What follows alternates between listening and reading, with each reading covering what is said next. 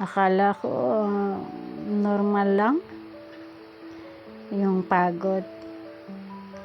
Laging puyat.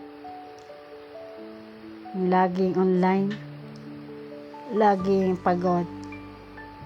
Akala ko normal lang eh.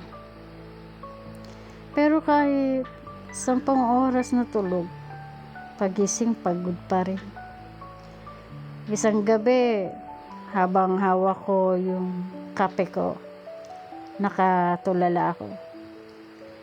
Hindi dahil deep in thought ako, kundi wala na talaga akong energy. Doon ko naisip, baka hindi lang ito pagod, baka burnout na. Nag-log off ako kahit isang araw, kumain, naglakad, natulog ng maayos, nagdasal.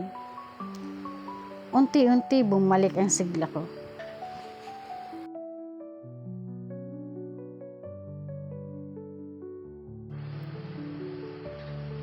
Ang pahinga, hindi reward.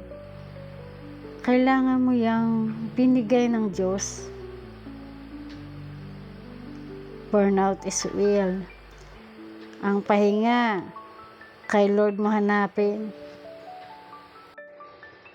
Akala mo normal lang ang pagod, pero baka yung puso mo na ang sumisigaw ng pahinga.